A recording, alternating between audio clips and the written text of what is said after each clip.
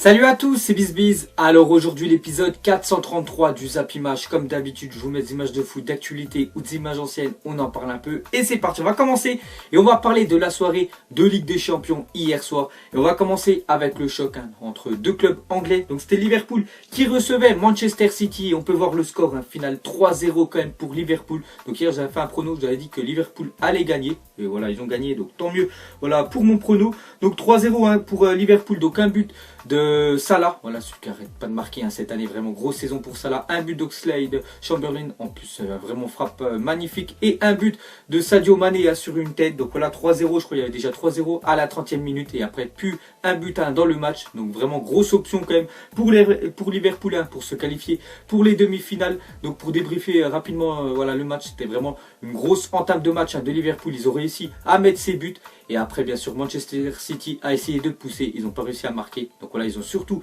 pas marqué à l'extérieur Manchester City, donc ça va être vraiment compliqué pour eux pour se qualifier pour les demi-finales. Ensuite on continue sur cette rencontre, et Liverpool en Champions League cette saison, c'est quand même 9 matchs, 31 buts, 3,44 buts par match, donc voilà la preuve hier, ils ont marqué 3 buts dans le match, donc voilà tous les buts inscrits, et c'est vrai qu'avec l'attaque qu'ils ont, Salah, Firmino et Sadio Mané, donc voilà ça marque beaucoup de buts, et n'oubliez pas quand même qu'ils ont perdu Coutinho qui est parti au Barça.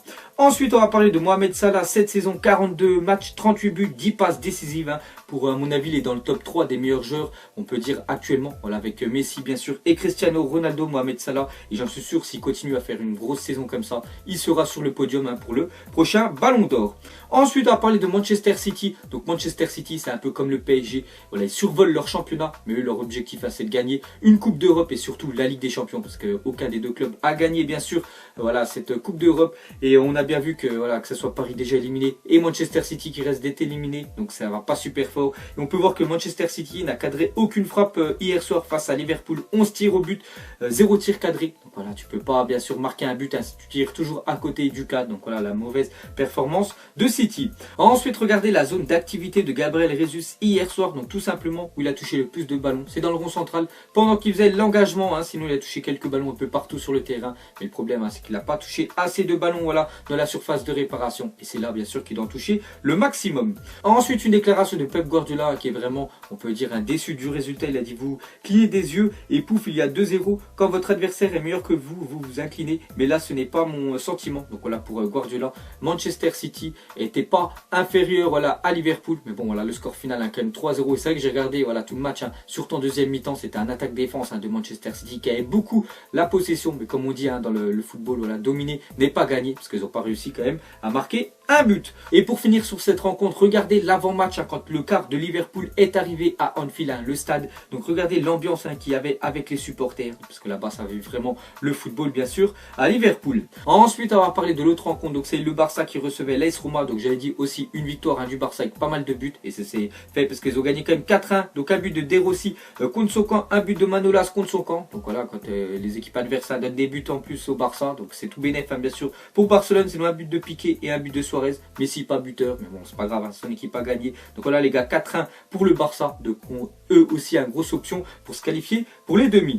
Ensuite, 12, Gérard Piqué a marqué son 12e but en Ligue des Champions. Il entre dans le top 3 des défenseurs ayant marqué le plus de buts dans la compétition. Il dépasse son compatriote Sergio Ramos. Donc voilà les gars, on peut voir que Gérard Piqué, 3e meilleur buteur en tant que défenseur de la Ligue des Champions. Et pour finir avec le FC Barcelone, a marqué sur 5 buts contre son camp cette saison en Ligue des Champions. Donc déjà on sait qu'ils ont une équipe de malades, le Barça.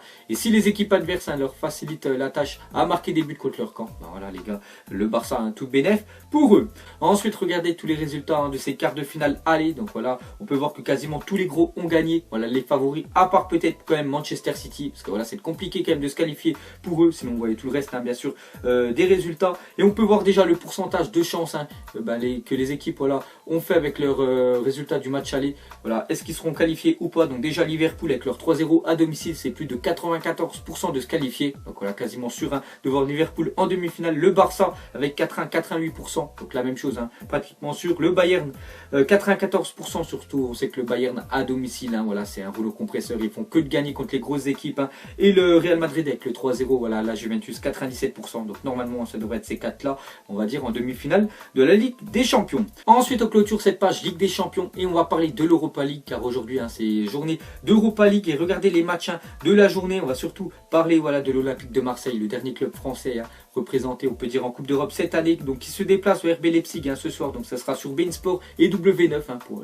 ceux qui veulent voir le match. Donc déjà on peut voir que l'Olympique de Marseille est l'équipe qui a joué le plus de matchs en Europe depuis le début de saison. Donc déjà Marseille, voilà, c'est le club hein, dans les 5 grands championnats qui a joué le plus de matchs, déjà plus de 51 matchs joués hein, par l'Olympique de Marseille. Donc c'est pour ça que pour Rudy Garcia, il faut laisser des fois tourner hein, les joueurs parce qu'il y a beaucoup de blessés. Et ce soir voilà à Leipzig, tout simplement la défense est décimée quand même de Marseille. Donc déjà Mandanda ne sera pas là. Adil Rami la semaine dernière, un blessé à Dijon, ne sera pas là. La même chose pour Rolando, il n'est pas dans le groupe, il ne sera pas là. D'ailleurs on peut voir que selon RMC Sport, l'OM devrait proposer une charnière défensive inédite demain, enfin ce soir hein, contre Leipzig. Donc ce serait Luis Gustavo, normalement c'est un numéro 6, et Boubacar Kamara. Ensuite une déclaration de Konaté, donc défenseur du RB Leipzig. Donc il a dit une petite déclaration, il a quand même lancé le match, il a un peu on peut dire manqué de respect à l'Olympique de Marseille. Il a dit on sait que cette équipe de l'OM est décimée, ça devrait être plus facile pour nous. Donc le match est lancé, donc j'espère qu'il aura tort, et moi bien sûr hein, je soutiens à 100% l'OM.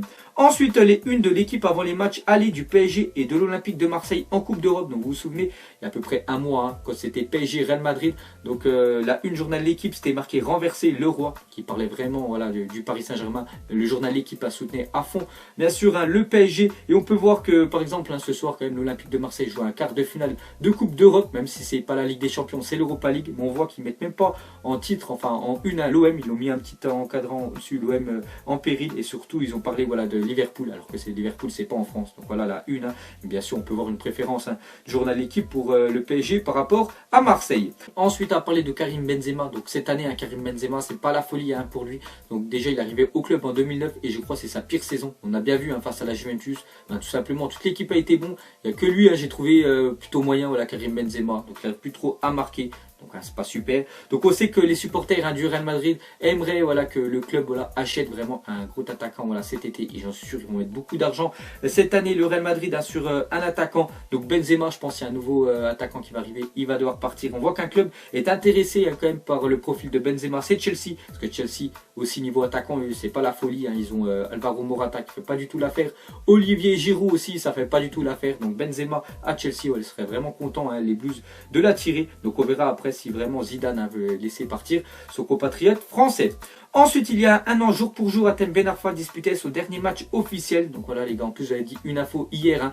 Normalement aujourd'hui, pendant l'entraînement, Hatem Ben Arfa va amener des pizzas pour tout le monde. Voilà, pour fêter bien sûr ces un an de son dernier match officiel. Donc voilà la petite stat sur Ben Arfa.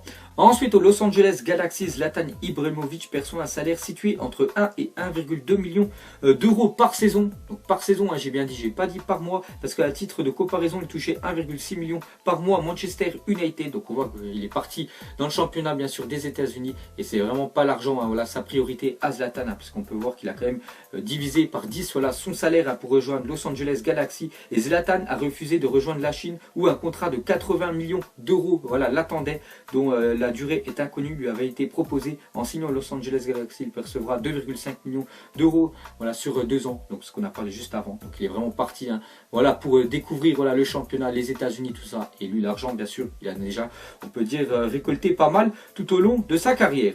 Ensuite, Dortmund et Kevin Trapp ont trouvé un accord de principe pour un contrat de 3 ans selon Tuto Mercato Web. Donc voilà, bonne nouvelle hein, peut-être pour Kevin Trapp. Donc il va partir du PSG et avoir enfin du temps de jeu au Borussia Dortmund. Et on sait que Dortmund niveau gardien, c'est pas la folie avec Burki. Voilà, ceux qui suivent un peu la Bundesliga, vous savez que c'est bon, il est pas super bon. Hein.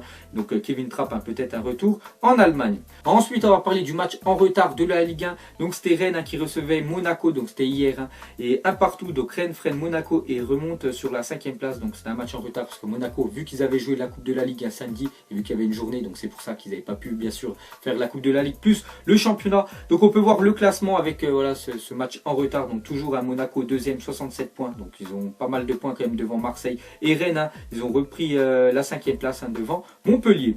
Ensuite, une déclaration de Buffon, donc par rapport à Ronaldo. Donc hier, on a parlé pas mal de Ronaldo. Donc là, quelques photos entre la Juventus et le Real Madrid que je n'ai pas proposé hier. Donc déjà, Buffon, il a dit: mon rêve de remporter la Ligue des Champions est impossible car il a été stoppé par The Best. Donc voilà, il considère Ronaldo comme le meilleur. Voilà, The Best, ça veut dire ça en anglais. Ensuite, on continue sur CR7 et regardez le nombre de buts de Ronaldo après 16 matchs sur une année civile. Donc cette année, il est déjà 16 matchs, voilà, toutes compétitions confondues, que ce soit la Ligue des Champions et la Liga. Et on peut voir qu'actuellement, tout simplement, Ronaldo en 2018, il est en train de faire le meilleur début de saison de sa carrière parce qu'il a déjà marqué 25 buts en 16 matchs. On peut comparer par rapport à l'année dernière, en 2017, après 16 matchs, il avait marqué seulement 12 buts, voilà, la moitié. Donc actuellement, voilà, il est en train de faire une saison énorme à Ronaldo. Et s'il continue comme ça, bien sûr, il va remporter son 6e ballon d'or.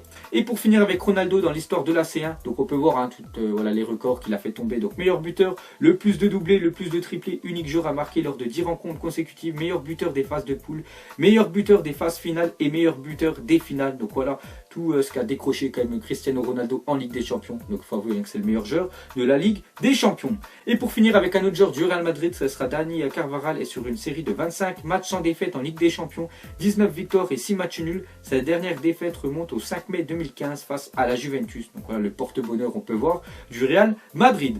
Ensuite, un record, donc en s'imposant face à Séville, donc avant-hier, Jupp Heynckes est devenu le premier entraîneur à remporter 12 matchs consécutifs en Champions League.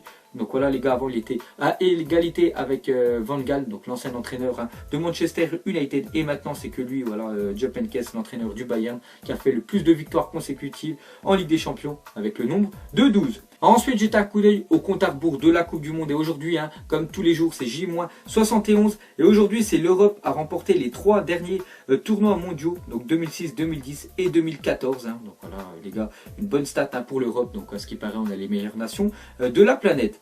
Ensuite, une déclaration de Vidic, ancien défenseur de l'Inter, ancien défenseur de Manchester United, vraiment défenseur vraiment solide, donc c'était un défenseur serbe. Donc il a dit: tu peux réparer un nez cassé, mais si tu laisses quelqu'un marquer un but, tu ne peux pas réparer ta fierté. On peut voir même une photo où là il est en train de tacler avec sa tête, quand même lui il fait des tacles avec sa tête, il n'a pas peur, Vidic, donc un joueur d'Arsenal, je ne vois pas qui c'est. Donc voilà les gars, la belle déclaration de Vidic. Et pour finir ce zappimage, donc tout simplement la question qui est pour toi le grand bonhomme des quarts de finale qui s'achève. Donc on voit voilà 4 vainqueurs quand même. Donc soit Mohamed Salah, soit Ronaldo, soit Franck Ribéry ou soit Iniesta. Donc ces 4 joueurs ont été vraiment décisifs lors de ces matchs-là. Donc pour moi je mettrais quand même Ronaldo qui a marqué un doublé avec son but magnifique et aussi une passe décisive pour Marcelo. Donc moi je mettrais CR7. Donc voilà les gars, la fin de zappimage 433. Donc si ça vous a plu, un petit like et je vous ferai l'épisode 434 demain. Donc moi je vous laisse et je vous dis à la prochaine comme d'habitude. Ciao à tous. Je sais même pas comment s'appelle, elle doit passer vers 20h. Les yeux rivés vers le ciel, en vrai j'ai mal, j'y pense encore. Mon poteau en cellule, il me manque c'est quand qu'il sort. Ok je me cale, toujours au fond du car. Comme au virage, à Marseille ça crie aux armes. J'ai pas le permis, vas-y la mise prend les commandes. Ne fais pas la pilote, n'oublie pas c'est qui commande.